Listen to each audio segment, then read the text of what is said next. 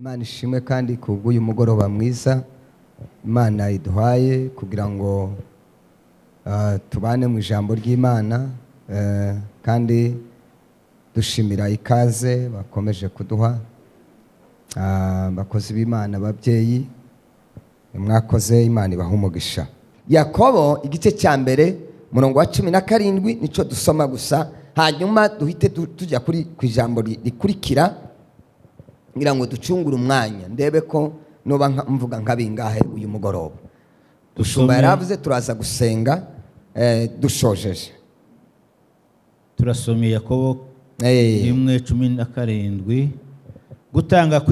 Gutanga kose kwiza ni ingabire yose itunganye rwose biva mu ijuru, byururuka biva kuri se w'imico adashobora guhinduka canke kugira igitutu gitewe no guhindagurika. Amen. Amen. Niki kidutera gutanga? Niki kiza kidutera gutanga? Niki kiduhata? Niki kize kibuza abantu bamwe mubona badatanga? Si ubukene, oya. Tagira uzakubesha ngo yabuze icyo atanga. Mumbabarire kuvuga gutyo, ndaza kubyerekana mu ijambo ry'Imana. Kuko muri Bibiliya nta gaciro nta kintu Imana yatweretse ngo umuntu niyatanga iki niwe uzaba atanze cyane, ntaho wobona.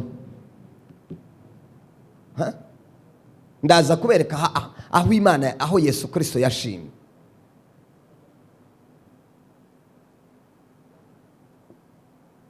Kubera iki tuvuga gutanga, abantu bamwe bagasa naho hariho ibintu mu matwi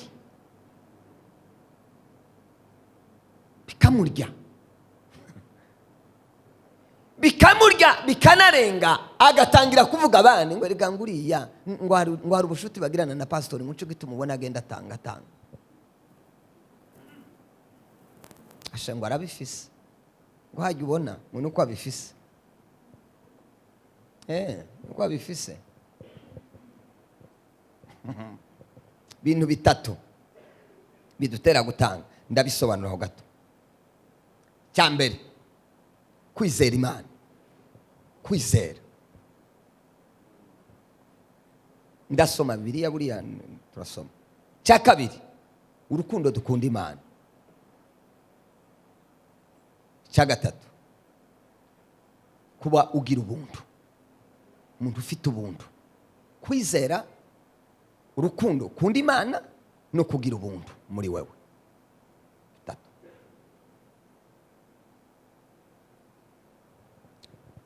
Kuamini pasipo kuona inafaa katika safari.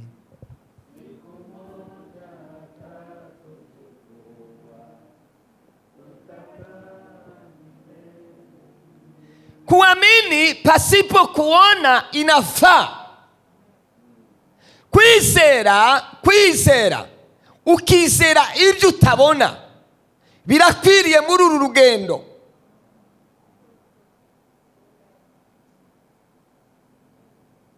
Kwizera n'ubumenyi.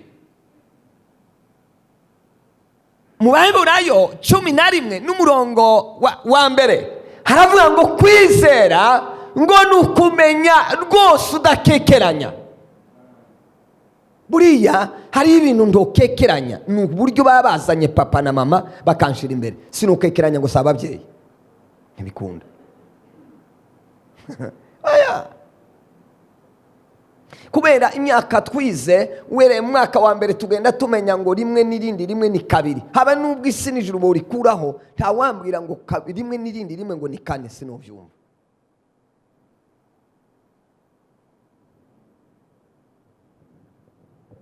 Ijambo ry'Imana haraho rivuga ngo hatuwezi ngo mtu asiamini hampendezi Mungu, ngo utagira kwizera ngo ndazanezeza Imana. Akomurumva ibyo uko abantu babaye batazabanezeza Imana.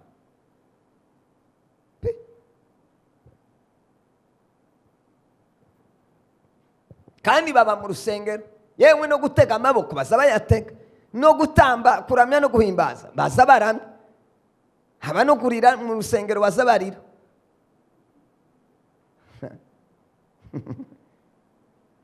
kwizera niko kuze kudushoboza gutangira Imana. Kwizera niko kuze kuduhesha gutangira Imana. Nubona umuntu wananiranye mu byo gutanga, ntagira kwizera.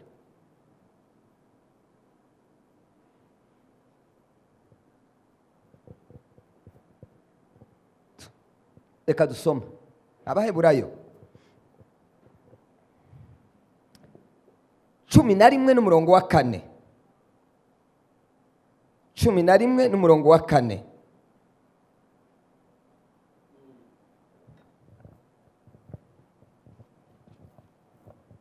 cumi na rimwe n'umurongo wa 4 Abaheburayo. Ukwizera niko kwatumye Abeli aha Imana ikimazi. Ukwizera niko kwatumye, hariho ikintu cyafashije Abeli gutanga, atanga ituro rinezeza Imana, ngo nukwizera. Amen. Haleluya. Kwizera. Amen. Numvise. Haleluya.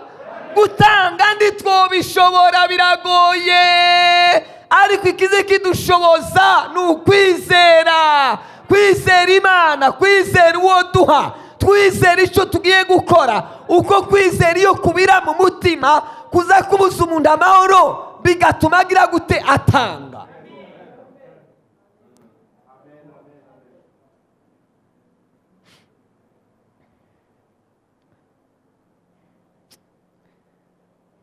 Itangiriro 22 n'umurongo wa 1. Twiruke ya minota yacu mana. N'umurongo wa 1 gere ku murongo wa 3. 22 umurongo wa 1 n'umurongo wa 3. Itangiriro. Dusome Itangiriro 22 umurongo wa 1. Hanyuma y'ivyo Imana igeza Aburahamu. Iramuhamagara iti. Aburahamu. Aritaba ati sabwe. Iramubwira iti jana umwana wawe w'ikinege ukunda. Umwana wawe w'ikinege ukunda. Komeza. Isake nyene uje mu gihugu c'Imoriya, umutangire yo kwikimazi cyo kozwa. Ku musozi nzakubarira. Aburahamu azinduka kare mu gatondo, ashira amatandiko ku ndogoba yiwe, ajana na babiri bo mu mikangara yiwe na Isaka umwana wiwe. Rekera gutyo kugira ngo nihute. Hano ndaza kwagaruka kandi nsoma ku ijambo rigira 2. Ni ukuvuga ngo Aburahamu Bibiri iravuga ni sekuruza w'amahanga. Siko Bibiri ivuga?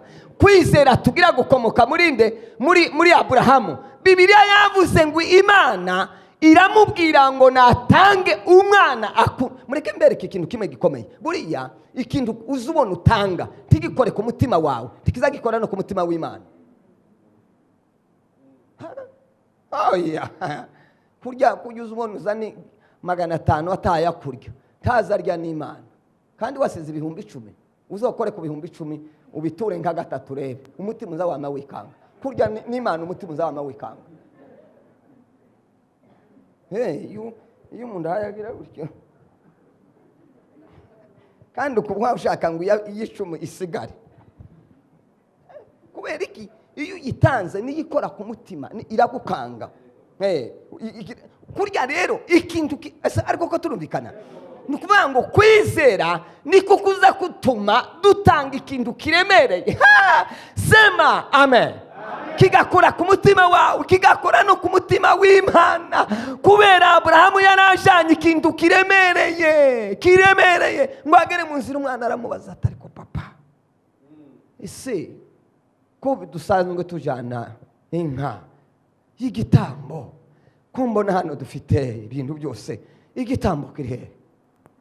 Abura uburyo amusubiza kabisa, abura uburyo amusubiza. Yemwe umuntu azabyara umwana akamukunda, wabyara uwa 2 akamahaza urundi rukundo rwiwe, wabyara uwa 3 akamahaza urundi rukundo rwa 3, wabyara uwa 4 neza abana 7 8 9 10, gusa urukundo ruza rwama rugenda ruza kandi bose hakona rahomewe n'urukundo tawe bo kubwira ngo utange bikunde.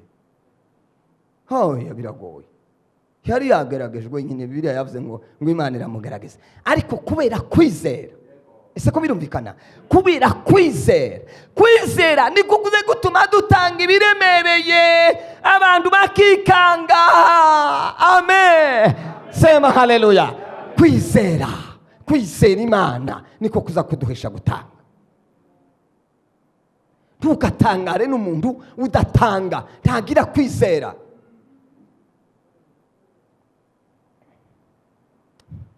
Kadusome ariko tutarasoma, reka mbabwire ibintu bine byatumye ituro rya Abeli rishimwa n'Imana. Ibintu bine byatumye ituro rya Abeli ngo aritanga, Imana ngo iranezerwa, irarubwira Kayini ngo ariko se wewe wokora ka Abeli ntibyokunda. Hariho abantu bazababazwa n'ituro undi yatanze atarirye, rikamurya rikamubabaza, nubwo Imana itazivuga buriya iba izimubwira mu mutima ngo ese wowe wabikoze, bikamunanira, ariko Imana yabimubwiye.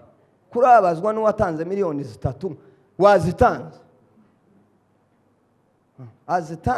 azitange ndakwizera agira. Abeli akonza ndekeza nanje hazabiyo nibasa nka ese umunsi nanje Imana yonongorera natanze nk'ituro, Imana ikambwira ngo ndanezerewe, mudaheranwa ndanezerewe, tiramubwira usarira nzanguba nyine ndagira ngo sindatanga ikintu kiremereye, ako nyine nanje ndi mu migambi yo kuzokora ikintu kimwe Imana ivuge, niko nimukugambirira kandi nzabigeraho, kubera ko ari umugambi mwiza. Nagambiriye ngo nzokora ikintu kimwe, Imana yibaze ngo ese mudaheranwa ni muzima, ararwaye, umutima urapanze neza, kandi uko nimfa uwo mugambi ntarawugeraho, Imana izampa finance, izamfinansa ningera mu ijuru izawuhemba. Titungana n'umuntu ufite umugambi wo kubaka etaje, nje mfite umugambi wo gukora ikintu kimwe cy'Imana, Imana ikikanga. Undi nawe afite umugambi wo kubaka etaje, nidufira rimwe twembi nizashika mpabwe financement, uyu nguyu ndayazabona. Tapi ibyo kubanga uri kubaka etaje yawe aho nimara ikwinjirize ko kuyubaka si bibi. Bine, icyambere ni kinari mvuze ngo ka Abeli yatanganye kwizera. Icya kabiri yatanganye umunezero. Soma urwandiko Paulo yandikiye abakorinto ibice 9 n'umurongo wa 7. Abakorinto ba 2. Kunezerwa, ituro rijanye no kwizera rigaherekezwa n'umunezero, ugatangana umunezero, iryo turo rizarinezeza Imana. Abakorinto ba 2, urwandiko Paulo yandikiye abakorinto ba 2 ibice 9 n'umurongo wa 7. Soma. Ibice 9 n'umurongo w'indwi, Abakorinto ba 2. Umuntu wese atange kuko abigabiye mu mutima wiwe, atababaye canke atagoberewe, kuko Imana ikunda utanga nezerewe, atagoberewe. Ngo kwa Mungu baratubwiye ngo dutange, akaruha kumva bamugobereye agatanga. Iryo turo ndirisa rinezeza Imana ni rya Kayini. Kuramo ni rya Kayini. Kandi abantu babayeho baza batanga amaturo ya Kayini. Bababwiye ko Kayini atageze atanga, Tabori yatangaga adafite kwizera. Icya kabiri agatanga ababaye gusa mu gahanga. Imana ikayibona, ibyawe biraboze. Imana ndizikunda ngo duse n'abagoberewe. Reka niwumva bakugobereye uzoreke, kuko iryo turo ndirizanezeza Imana. Nta kwizera kurimo, nta munezero. Imana izishaka ngo nsa gutanga, dutange twizeye kandi twuzuye umunezero. Sema amen. Turaza gusenga, uramenya ahantu ufite ubumuga, urahamenya. Urashobora kuba ibintu warabyitaga ibyawe, ukabyicarira ukabirarira nka ya nkware ibundikira amagatara yayo. Soma kandi 12 murongo wa 15, urwandiko rw'Abakorinto ba 2 12 murongo wa 15. 12 murongo wa 15. Kubwanje nzonezererwa cyane gutanga ibyanje. Ubwanje nzanezererwa gutanga ivyanje. Uwo ni Pawulo wari kuvuga, ayavuga ngo azanezerwa atanga. Iwahaye atanga ngo umutima uzanezerwa. Siko birumvikana? Abeli ituro rye ryanejeje Imana kubera ko ryarimo kwizera. Icya kabiri harimo kugira gute gutangana umunezero. Kanezerwa. Bavuga ngo gutanga. Yageze aje gutura ituro Imana ikaba yawe. Kandi muze mumenya ko birivuga gute ngo Imana imenyera kuri byo tugira gute twibwira. Ngo ni ijambo ritaraza ku rurimi ngo ibayagize gute yarimenya. Wabesha abantu natwe ukatubesha. Tiwabesha Imana.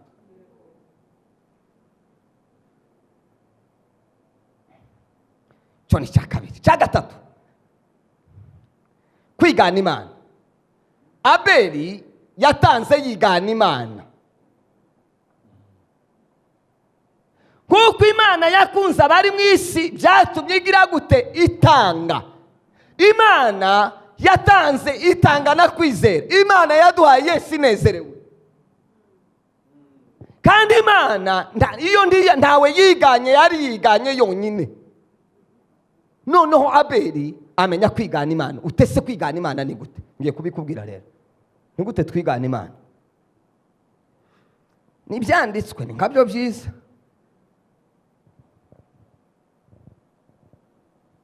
Umuntu wese utaramenya gutanga, taramenya kwigana Imana. Aba-Efeso, urwandiko Pawulo yandika abanye-Efeso 5:1. 5:1 abanye-Efeso. Nuko mwigana Imana nk'abana ikunda. Mwigana Imana. Ndacaza gusoma irindi nari nshatse kubanza kubereka ko hariho akarongo kavuga ngo twigana iki Imana. Iyo dutanga tuba turimo twigana iki Imana. Kuko Imana niyo twavuze ko fondateri wo gutanga niki ni Imana. Twigana Imana rero. Iyo umuntu atanga, agatanga yizeye, agatanga nezerewe. Icya gatatu aba arimo yigana Imana. None kurumva ukorera nde? Kutabikora ni ukutigana Imana. Kutigana Imana nawe ufite abantu bawe wigana. Tugatega ingororano ziva. Matayo 5:48.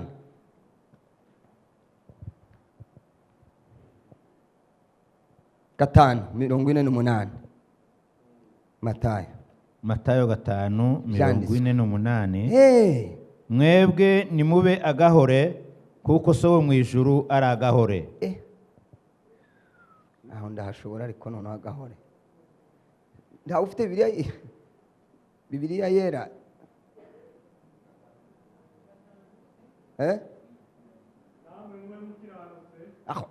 Banzureke arangiza ubwo yifite. Banza usoma urangizaho. Aho.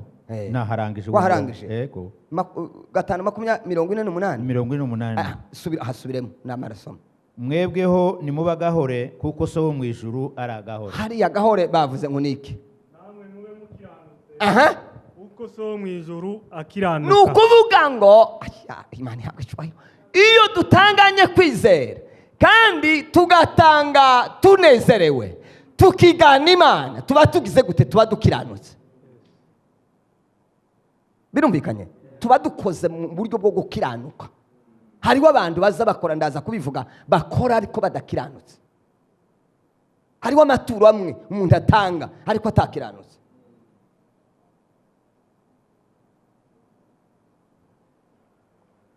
Kandi umuntu yakoze. Imana yigeze kubwira abanyesirayeli bavuga ngo amaturo yanyu muyankura imbere. Siko birivuga, muyakura imbere yanjye. Muyikureyo. Ni ukumenya ijambo ry'Imana kugira ngo ibyo dukora bitazaza gusa naho bipfuye ubusa. Reka dusome icya kane. Muraza gusoma Abakolosayi 3:12. Mbongereho icyanditswe kimwe. Icya kane rero cyatumye ituro rya Abeli rishimwa n'Imana. Yatanze ibihumurira Imana neza, ibimotera Imana neza. Yatanze ibimotera Imana neza. Hari ibintu hariho amaturo amwe atazamotera Imana neza. Ni igitangaza ngiye kuyakwereka. Hari umuntu watanze Imana yamivuga ati kura. Kera Imana ndiyageze ikina yageze ceceka. ariko natwe twarigeze tuza tubibona nyine tugatinya ngo ntituvuga. Kwa munsi byari sinababwiye ko umuntu umwe yatanze $5 afite inka 50 nkazanga, kandi uko baragize ngo namugiriye nabi, naho ko ndagira ngo murengere mutabare ko yaboze umutima. Mundi yotanga $5 afite inka 50, kandi barazinyaze nta nimwe kiriho yemwe saragiye. Erega hari inka zimwe zitari zo kuririra nyine, nuko nzamvuga nyine. Umugabo mwe ngo baramaje yanyazwe inka 200, baramubaza batese inka zose zaranyazwa ati zaranyazwa ati wari waratanze mu zinganyo nta nimwe, baramura ngo wanyazwe kera. Wari ufite inka 50 ntawe wigeze ushumbu, ntawe wigeze uha. Sibyo je twari ko tuvuga ngo cyo wabivye nico uzagira gute usasarura. Cyasaruye ibyo nyine, ninde wo mushumbo bamushumusha kandi ntawe yayihaye. Ugupfa kwasamira Imana ngo Imana ni guha amafaranga irayaguharayo igihe wari uyafite. Hano reka mvuga kuruka hano, nigeze umukristo umwe yigeze kuza ngo nitumuha amafaranga mu rusengero ngo tumugurane ngo afite ibibazo, ndamagenda uje kureba aba finance uwabaze niba bariho bayagwa. Haragenda ngo agaruka yarakaye, arambwira turiya mu finance umuntu uzubika amafaranga ni umugome, ni umwana mubi, tese byagenze ati umuntu wanimye amafaranga kandi ariho yayakwimye ati yakwimye amafaranga ati dindiro. Si ibyo umunsi wa kabiri ndamuhamagara ndamaze se madam ndakubaza ibibazo ibi, ubwo ufise akazi wageze utanga amaturo amafaranga angahe? Ngo 100, 200, ashango yo nahezaga ngo ni 500. Okay, icacumi ngo byari byaranze. Okay, tibajya abantu bose bagize ubona baza batanga 100, kandi nta cacumi baza batanga. Ni kimwe nawe none wagiye bakwimya yahe mahera? Kwa mahera ba mu rusengero azatangwa na mwebwe, kutayatanze wari kuza ngo bakuguranike. None ngo hajya abantu ntibatanga bandi bawe uzutuma.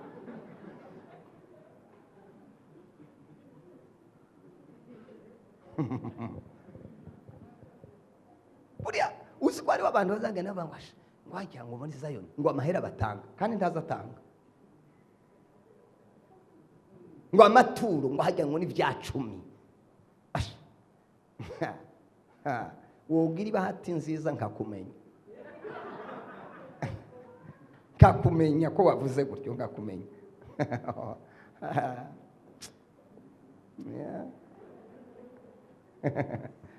Akanwa gusa kwasama. Rwandiko Pawulo yandikiye Abakorinto ba 2, ibimota neza ni ibintu bimeze gute? Ndabivugamo amagambo 2. Ikete Pawulo yandikiye Abakorinto ba 2 ibice 2 murongo wa 10 ibice 8 12. Muraza kureba n'Abanyefeso, ikete Pawulo yandikiye Abanyefeso 5 n'umurongo wa 2, ariko turasoma hagusa 8 na 12. Abikorinto ba 2 8 12. Kuko iyo hari umutima ukunze wemerwa. Nimba nanditse nabi. Abikorinto ba 2 cyangwa nimba ba mbere saho ngaho shaka kumwira naho ngaho atariho nshaka.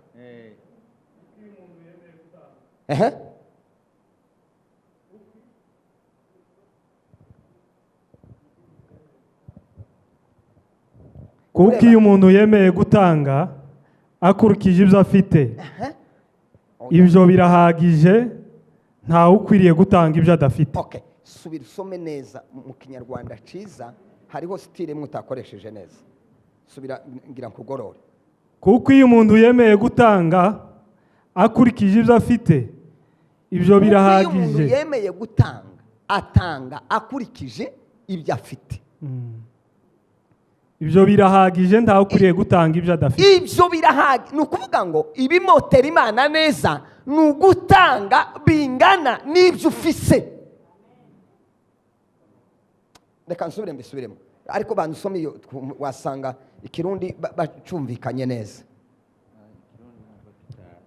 Kivuze ukuntu biravuze ngo kuko iyo hari umutima ukunze wemerwa kuvy'umutima kuvy'umuntu afise n'ivyo adafise. Ubwo birumvikanye. Ni ukuvuga ngo ibimotera Imana neza ni ibijyanye n'uko umuntu yatanze uko afise. Hari igihe umuntu atanga uko sinzi, reka mbisobanure. Ni nk'abijya narimvuze, ugasanga umuntu ahembwa miliyoni 3, twaza gutanga hagatanga ibihumbi 50. Ubirebye by'ukuri mubona uwo muntu iyo bari seriye. Oya, 50 uhembwa miliyoni 2. Nzoza kuhagera hariya hamwe Bibiliya ivuga ngo ari uwifata nk'umukene ngo ariko ari umutunzi, ngo abandi bakifata nk'abatunzi kandi ari abakene. Nzaza kubivuga. Ni ukuvuga ngo ibimotera Imana neza ni ugutanga bingana n'ubushobozi bwawe. Imana ndizi dusaba ibirenze ibyo dufise. Imana idusaba ibingana n'ibyo dufise. Iyo dukoze gutyo bimotera Imana neza. Abeli yatanze kuvyo ubushobozi bw'ibyo yari afise, bituma Imana igira gute? Imoterwa neza. Cyo ni kimwe. Cya kabiri,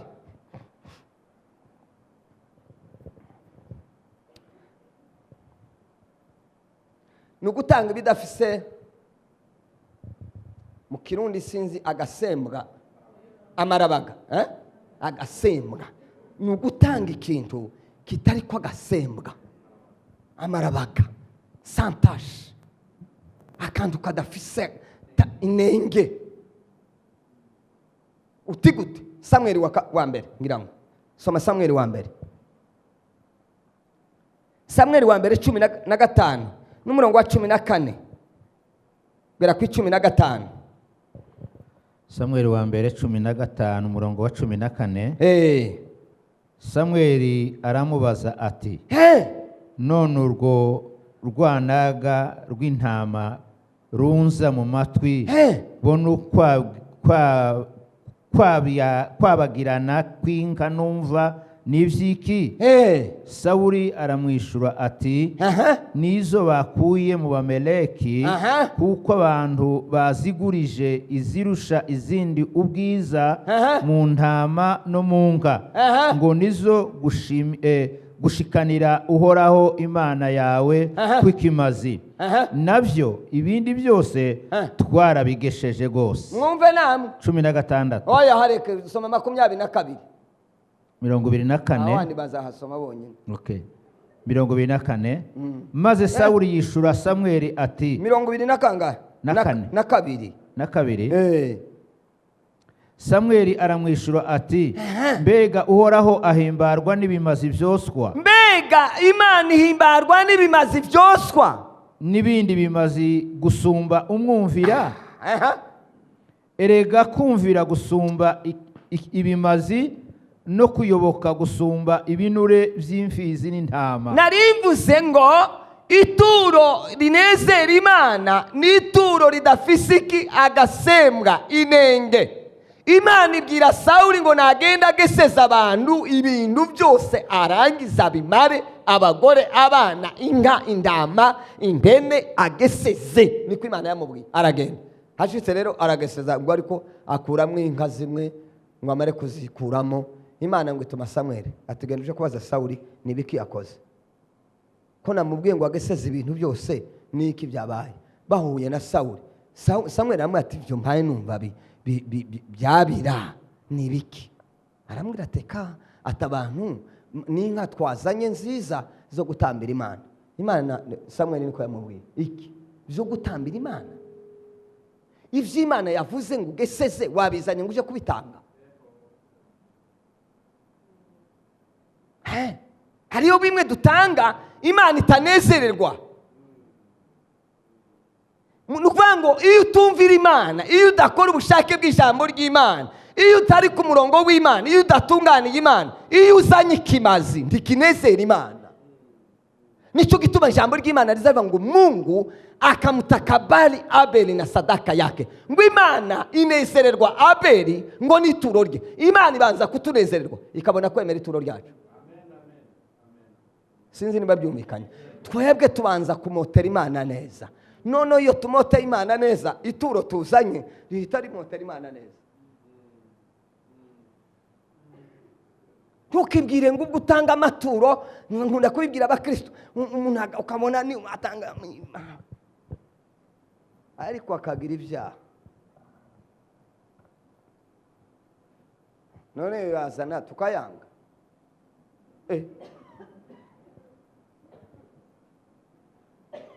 Tukayangira iki? Amahera nayo hari ikibazo afise. Ko ikibazo gifise nyiri mahera, na mahera yo kubaka uko yayazanye.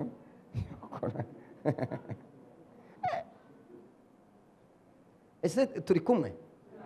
Ijambo rya mbere twari ko twiga n'ibyo dukuyemo ibi bintu bine, ikiza kidushoboza gutanga no kwizera. Icya kabiri rero ni urukundo dukunda Imana. Urukundo ukunda Imana, reka nkubwire, ntukarabire urukundo ukunda Imana mu gusenga cyane. Ntukarabire urukundo ukunda Imana mu kuvuga mu ndimi. Ntukarabire urukundo ukunda Imana muri shene. Ntukarabire urukundo ukunda Imana mu guhanura, mu kuvugishwa. Ntukarabire umuntu urukundo akunda Imana mu kuvuga ubutumwa. Aho uzarabira urukundo ukunda Imana ni urugero utangira mu Imana.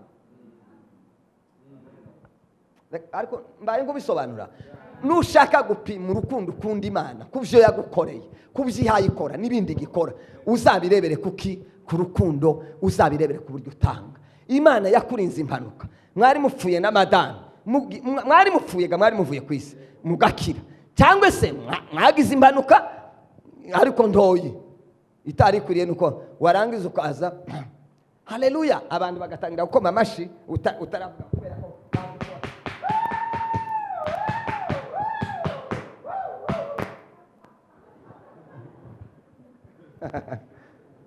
ko yakize impanuka ashitse hano imbere ngo ame, tukikiriza ame atarayivuga. Nanjye wabitanga utavuga ngo ame, urabintu uko biza bimera. Yagera aha ngaha akavuga ati rwose reka nababwire ibitangaza Imana yavuze yakudukoreye ngahe bivuga. Twavuye mu rugo akavuga la para ati tugeze ahantu imodoka ibirahenutse, mwihenuke, abantu twari kumwe bane barapfa, twebwe turi bazima. No, ishimwe mfite nibashire mu gisirimba. Wagipfuwe kitagira ubwenge, bashire mu gisirimba. Uko ngo mukristo karaja mu ijuru,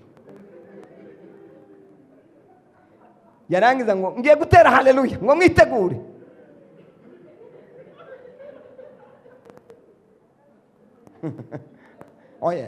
Oya tuze tubwizanye ko mwebwe nk'uwo muri ko murabona imitekerereze yiwe, imyumvire ye ni bebe. Imana yabakoreye ibitangaza, mwari mupfuye, none bashire mu gisirimba mutambe. Uratera haleluya ngo zitanu, ngo jiste ngo nawe uranterera izindi zibiri. Nuko nyina ataziterera Imana ari we haziterera.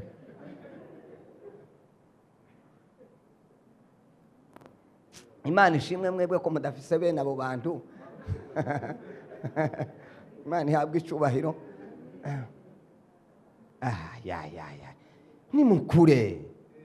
Nimukure ntabyo gutamba ni byiza. Imana ndizi turebera mu gutamba, iturebera urukundo tuyikunda mu gutanga. Niho yavuze, yabonye umuntu watanze aravuga ngo ndatangaye. Ntaho Imana iratangara ku masengesho wasenze reka itonde, banza witonde, gabanya maneno. para se para irubaka. iyo parapara yawe ni itafari se ngo dushire hariya, banza uvuge para ngufi uzana itafari, nibyo bikwiriye.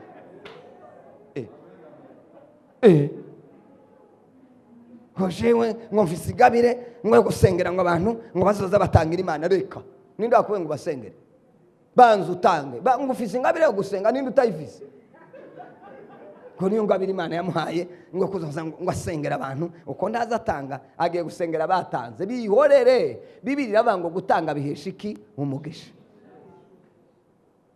Habe nubwo tutosenga ariko kubasabira ni byiza, ariko gutanga konyine ni principe nzabigeraho kuwa Mungu niho nzabivuga. Ese turacyari kumwe?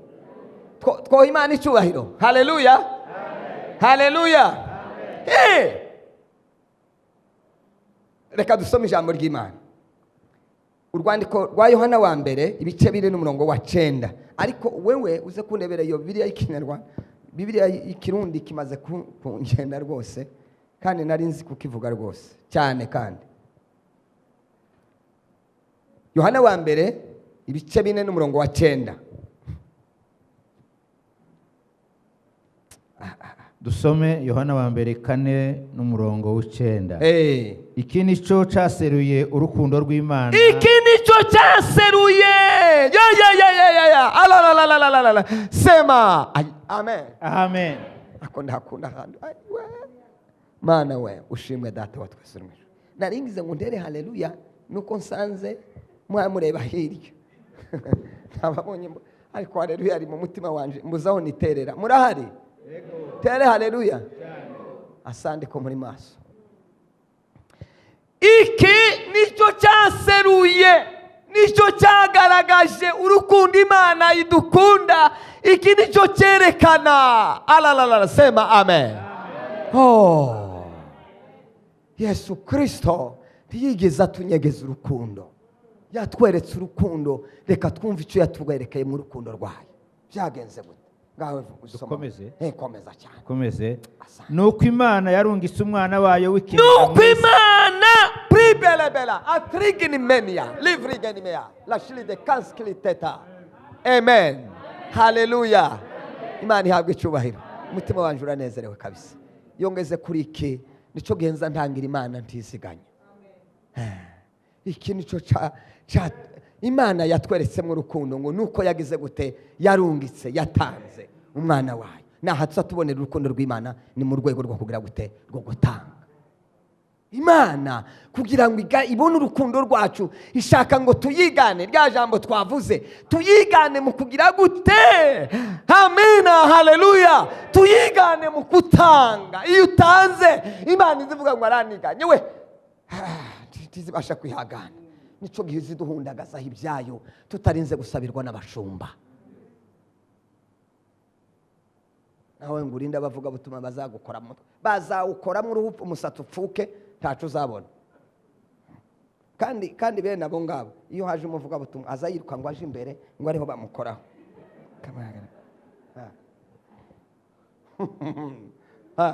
Akuraje kwa ronderi. Ariko ndasoma ijambo ry'Imana. Amen. Umutima nanezerewe pe. Iki nico kitwereka iki? Urukundo rw'Imana. Ngo nuko yagize gute? Nuko yarungitse, nuko yaduhaye. Ubundi reka nsome ikindi. Reka niruka mwanyuragi. Ariko ya minota yanje murayimpa. Asante. Mubaye abantu bese. Iyo muhakana ndi ese wageze umurongo wa 10 wari utaramusoma, wari ku murongo wa 10 ubusome nawe uzuryoha.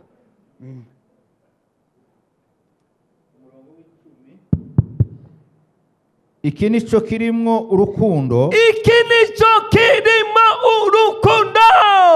Sema haleluya. Iki nico kirimo urukundo. Iki kirimo urukundo Imana yatanze. Tripeke mureke mbereke buriya nariko mbwira abashumba ababyeyi pambabwira hari umuntu umwe wanguriye kamera ya miliyoni 4 angurira isaha idolari 260 angurira kariya kantu iPad y'idolari 560 Leopold agura ibintu byose bya kamera byose arabigura. Mbabaza no mwibagira nzamubwira n'abana naho Imana yo ndayiretseyo inzamusengera igitondo caremwe n'Imana buri gitondo mburi burake kiretse ntasenze uko iyo nsenze rero Paul ahitaza mbere sino mureka bazagusengera nawe kubunebwe abashumba ntibazamza bagusengera iki hagawe siba hati tuze tukubjukiraho ako ni ngitangaza n'ukuri kw'Imana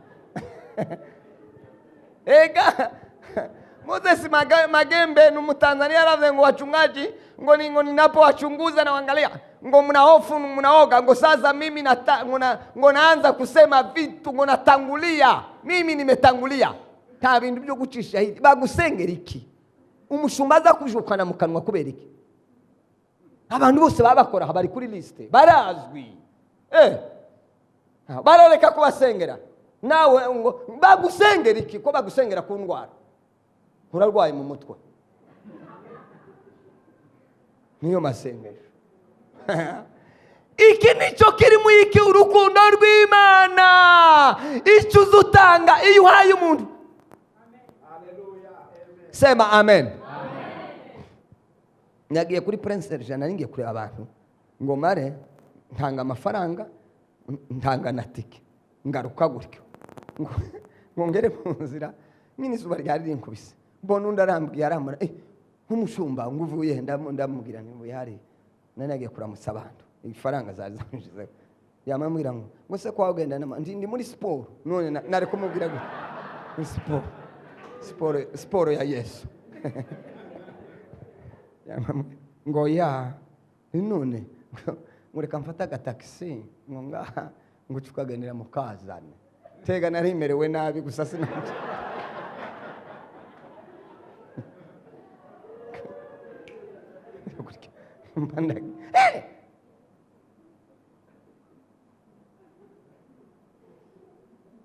umuntu umwe yampezagiye arampeza iwe yavuze nk'urwenya ngo mushu noneho twagiye buriya umuntu aza nkoraho twajanye n'urya mugabo agenda ambwira umumama umwe yari n'umukristo wacu ngo azamubaza ngo se ngo pastor ngo Fidel yagiye atazambaza gutya tugiye kwinjira mu muryango w'ibitaro namamubona none ndahumiwe nuko arangumbira ndi yari umukristo wacu nari muzi nyine muri quartier 7 hariya nuko aravuga ngo Imana ishima kwa mbonye ngo agafanta yavuze ico none nkubitiraho nuko uwo yari kwavuga ngo yageze ambaza namavuga ndi umuntu wageze ambaza tabandi baravuga ko bageze bambaza uko numangwa azantekereza arankunda ifaranga nari mfite nubwo atari kuvuga nizo niwe namye nzi hazose izo nari mfite zose namye nzikuramwo zose namanzi wageze ungumbura buryo urankunda reka nanje ngwereke ko ngukunda yampezagiye aramperekeza turasohoka yampezagira arampezagira none se nushaka kumenya imigisha Imana izaguha uzabara abantu uzufasha uzuharura abantu uzufasha abo bantu uzufasha bakakubwira ngo Imana iguhezagire niyo soko y'imigisha yawe hapana gusenga wapana gusenga kudondaguza ngo Mana ndaje imbere yawe ngo ugomorora ingomero z'ijuru indi uzigomora kandi warazigomeye birashitse wazigomoroye wenyine warafunze itiyo y'amazi none ugiye kuri robine uzogende kuri robine numara gufunga usenga urebe ko amazi asohoka kuzohagira umwaka amazi ataravamo ariko ese ko birumvikana mwavuga ngo amen urukundo icyuha Imana n'icyo Imana izireberamo urukundo rwawe iyo noti y'ijana yaguhambiriweho ijana gusa niko nyine nirwo urukundo rwawe rungana n'inoti y'ijana none ndakubesha bakureke uzohwere n'ubukene turiho. Imana yaraduhaye ubwenge bwo kubabwira kugira ngo bukire. Harambe ngo sema yote ndayasema nyine kuragira ngo sindasema.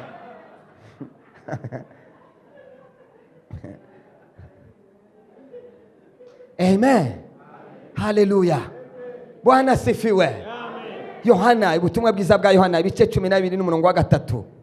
maze Mariya yabira ingero y'amavuta atamirana igiciro kinini cyane. Igiciro kinini cyane. Bibiliya ndizikabya. Bibiliya iragahezagirwa. Ntizikabya ivuze ngo ikintu ni gito ni gito. Ivuze ngo ni igiciro ni igiciro. Ivuze ngo si igiciro. Bibiliya uragahoraho. Sema amen. Ngo atanga ngaho y'agati kitwa narada ayasiga ku birenge bya Yesu abihanaguza umushatsi we kandi inzu yose itamirana mwayo mavuta. Ndasobanura kakana uya soma hepfo ku murongo wa 4.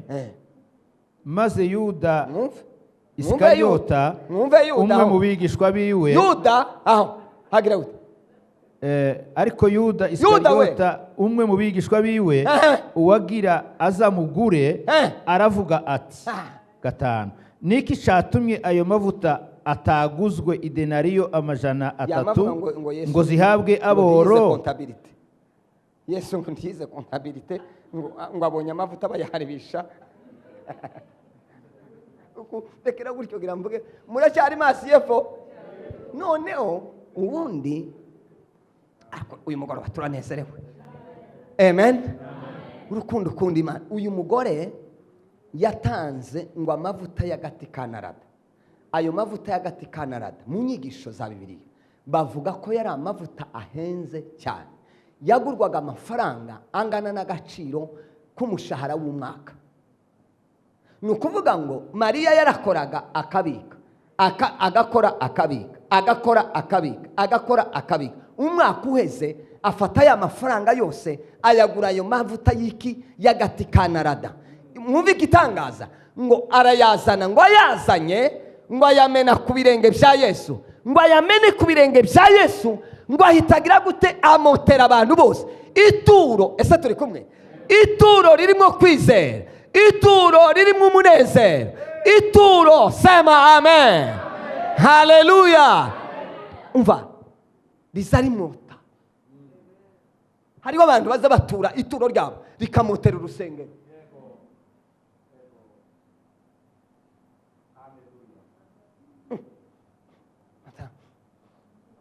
Abantu bose gica Yuda nawe bibabe mugezeho. Hateze bibaye gute baterega ni wa mugore umenya amavuta kubera ko bari bayazi bari baza akamoto kayo bari bazi burya za mota. No. Yuda ngo ariko yamavuga ngo Yesu ngo ntaza agaciro. Mwumve Imana ngo ntaza agaciro ngo kayo mavuta karimo ngo yaza kubimenya ngo ndaba yemeye ko uwo mugore yamumenaho. Ibipfu tugera mu rusengero. Uko ndavuga irwamagana simpamvuga hano. Hazabi umuntu atanga ukamubona abantu bamwe barongoreranye. Basha kwega ngo ujye ngo arasesagura. Ngo hajya amahera ngo hajya amahera kweri ngo amahera yo kwigisha umwana kaminuza ngo akayiheza. Yuda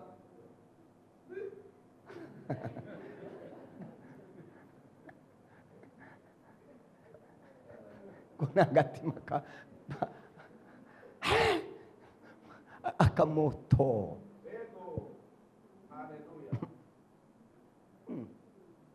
Muvuga butumwa yigeze kwigisha ndi hariya imuyinga. Noneho abantu baravuga ngo bahezagirana. Noneho ngo amare barahezagirana. Umugabo umwe n'umugore barataha bo ntibakora. Bagarutse ku cyumweru kindi arahaguruka aravuga ngo arashaka ngo bavuganye n'umudamu ngo bashitse bavuganye mu rugo ngo aravuga ati se ko tutahezaga umushumba niki tumuhezagiza. Umugabo abwira umugore ati dufite moto iriya moto nshasha tuyimuhe basi. Umugore atiki moto, duhe mushumba moto. Umugabo ati none tumuhike, ati njyewe umutima wambwiye ngo tumuhe parcelle dufise. Noneho ngo avuge ngo bamuhe parcelle, umugabo acariruka asohoka hanze, ariruka arazenguruka inzu ngo agaruke, araza yinjira mu cyumba.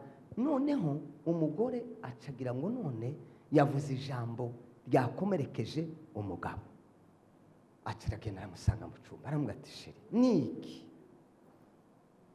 Asanga kararira, ati niki? None navuze ikintu cyagukomerekeje. Aramubwira ngo buriya navuze moto, shaka kuvuga parcelle. Atuvuze ikiri ku mutima wanje, numva biransize, nico cyatumye ubona niruka n'umunezero. Kuwa Mungu rero baravuga bati twebwe twimvire guha pasiteri parcelle. Ndahaguruka ndabagumbira. Ugira ngo arabandi nagumbiriye?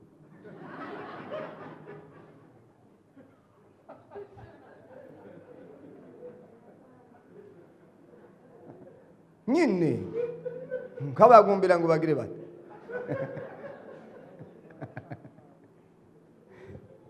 oya, kugumbira ni bisanzwe, n'ubu turaramukanya tugumbirane. Ariko ni ukuvuga ko yavuze ikintu niwe muntu utari ufise akazi, niwe muntu utakoraga.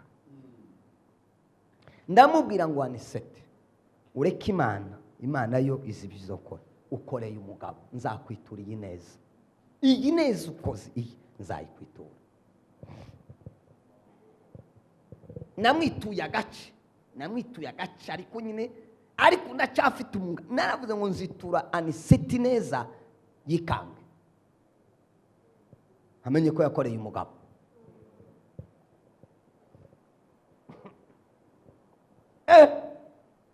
Aho gusuhereye aho ngaho ngo abashumba ngo abashumbiki ufise amahera, imyaka iraheze nturagurira pastori na costume, ngo aho ngura umukundike. Umukunda gusa ko ngo iki nico cerekana iki muri iki muco wakoze nico kiza kigaragaza urukundo. Ako sinzi uko kaje mukareke mugakuremwe ako ngako, mugakuyemwo mukarekeremo muragakurira mwiki ni kabise.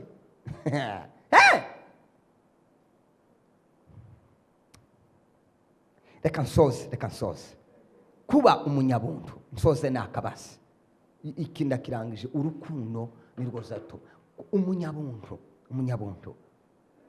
Niwumva umuntu bamwita umunyabuntu, uzamenye neza ko azi gutanga. Timuzi ko kera bageze bavuga ngo nguriya muntu, nguriya mu mama ngo ni umunyabuntu, uriya mu papa ni umunyabuntu. Ni ukuvuga ngo iyo umunyabuntu ni Kirundi.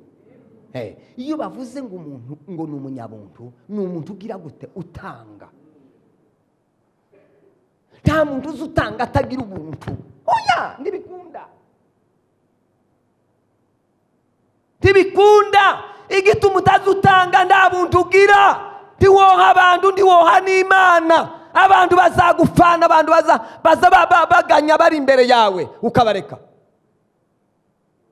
Nabwiye Imana ndavuga ngo nkaritse amafaranga ya make. Nta bantu bashobora kuryana gutya amafaranga 10,000-15,000 mbifite ntibobipfa. Nafashe umwanzuro ntibobipfa pe. Sinosanga abantu bashwanira amafaranga 10,000-15,000 mbifite, nzarama mbikuramo. Niki mupfa ngo amahera hangaha mugiye kwicana te. Nabwije umuntu umwe bamufatiye icyuma hano. Ese ni kugiye kumuza ngo na amafaranga yo amufitiye hangaha harambuye. None ugiye kwica umuntu ati ndamwicanye kumanywa saa 7 zamanywa imbere y'urusengero. Mwabipfa mutima akira mukureho icyo cyuma, hamukuraho akira ifaranga. Ndamwandi we ubonye uburyo ngo utabaye, dore urusengero ngwino usenge. Tubwire ngo ni imbabazi nkugiriye sinkuzi, ariko umuntu bwa Yesu Kristo. Amen. Bibiliya ngo ubuntu bw'Imana bwagize gute? Bwarabonetse. Ubuntu bw'Imana bwabonetse ni Yesu yatanze. Numuntu uzunanirwa gutanga, ntukibaze ngo ubupagani, uzamenye kutagira ubuntu bw'Imana ntabwo bwira. Yemwe muhaguruke nsenge. Mbonye ko amasaha agiye. Minota yanje nzayigarura ku cyumweru.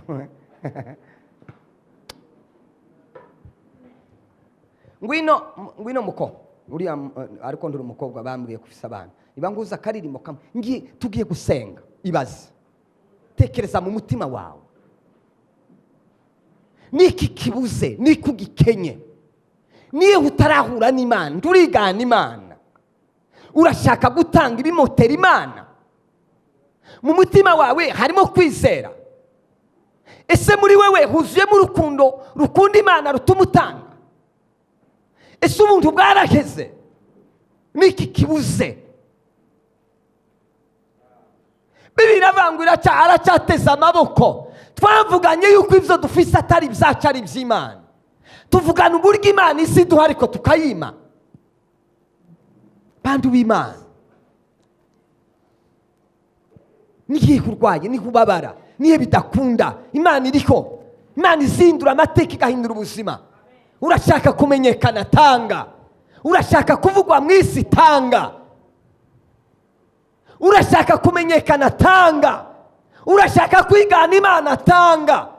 Urashaka ibimotera Imana neza, tanga.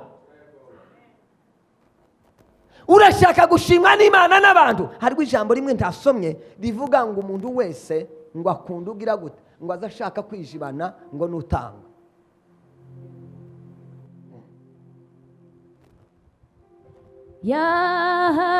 Yahagaze mu cyimbo canje. Tugiye gusenga, wiyumvire, utekereze mu mutima wawe. Ubwira Imana ngo Mana afashe umwanzuro musha. Urukundo rw'inshuti yanje. Ufata ingamba nshya mu mitekerereze yawe, ni wewe n'Imana. Bamubambye umwana w'Imana. Gutanga bihindura ubuzima, bizabihindura ubuzima. Gutanga bihindura umuryango. Gutanga gukorera Imana. N'umugisha ukomeye kumenya Yesu, kumenya Yesu. N'umugisha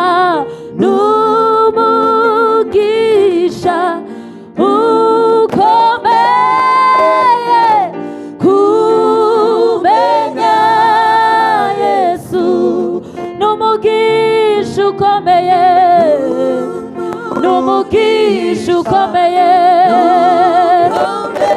kumenya Yesu, menya Yesu. Yahagaze mu cyimbo canje. Urubanza rw'ibyaha, urukundo rw'inshuti yanje watumye mfira. Bamubambye umwana w'Imana kugira ngo abinduru. N'umugisha ukomeye cyane kumenya Yesu, kumenya Yesu. Tugiye gusenga. Uyu munsi waba ari umunsi wawe. Waba wararindagiye uhaye wibaza icyatumye umuryango udakinguka. Waba wibaza igihe kirekire ngo Imana yakurengeje amaso ndirakurenza amaso. Wakwibaza ngo Imana ndikuzi, ni ukuri ko ijambo ry'Imana irakuzi. Tukibaze ngo Imana ntigukunda, mu bikunda urimo. Imana ntirigera iguhemukira. Garura umutima, hariho inzira y'igisubizo kirahari. Wigana Imana, wigana icyo Imana yakoze. Bibiliya yavuze ngo twigana Imana nk'abana biki b'Imana. Tugiye gusenga, reka ngusabe ubumbura akanwa kawe. Buriya ndasenga ariko niwe uzi ubukene, niwe uzi icyifuzo, dusangire gusenga. Data, mu izina rya Yesu Kristo, mu izina rya Yesu Kristo, Imana ikomeye, alibiliga pribetala anklidi minigenia liriba trigi fame geninea. Uyu mugoroba ni umugoroba udasanzwe ku buzima bwacu. Ijambo ryawe rigira amaso, ijambo ryawe rirabona, ijambo ryawe rizarisuzuma imitima yacu, ijambo ryawe riratuzi. Mu izina rya Yesu Kristo, wera uri mu ijuru, imbere yanjye hahagaze abamama n'abapapa, hahagaze abakozi babo, hahagaze abahungu n'abakobwa. Duciye bugufi imbere yawe Mana. Uri Imana ijibabarira, uri Imana ijidusubiza, uri Imana ishumbusha. Hari igihe turindagira, hari igihe tutabona, hari igihe tugendera mu mwijima, tukanagendera mu kutamenya. Uyu munsi ijambo ryawe ryaje kurira dusuzuma. Ijambo ryawe ryaje kugira ngo twisuzume, twirebe mu mitima. Bibiliya ivuga ngo nimungarukira nanjye nzabagarukira. Imitima y'abagaragu bawe Mana ndabasenga uyu mugoroba kugira ngo wongere ubagirire imbabazi. Shimwa Yesu, himbazwa gitare cy'amahanga. Shimwa Mana ikomeye, shimwa murengezi wacu, shimwa mutabazi wacu. Uri Imana y'imbabazi, uri Imana igira neza. Mu izina rya Yesu Kristo, abana b'Imana bafashe umwanzuro uhereye umunsi wa none, bahimbaraga imbaraga z'umwuka wera, imbaraga zibashoboza, imbaraga zibihanganisha kugenda ntibananirwe. Mwanditsi niko yanditse, yaravuze ngo bazagenda ntibazananirwa. Mu izina rya Yesu Kristo, abari baracitse intege ubasubizemo intege, abari barabivuyemo ubibasubizemo mu izina rya Yesu Kristo, kugira ngo babone ibyiza byawe. Haleluya! Bagaragare nk'abana b'Imana, bagaragare nk'inshuti zawe, bagaragare nk'abakunzi bawe. Ndasenya ibihome, ndasenya inzitizi mu izina rya Yesu Kristo. Icyari kibabangamiye, ibyari bibahanamiye, mu izina rya Yesu hariho imbaraga z'Imana.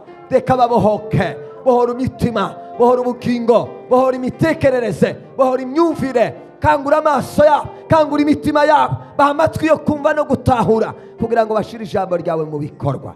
Urakoze, urakarama, tugukomeye amashyi menshi y'ishimwe n'umunezero mu izina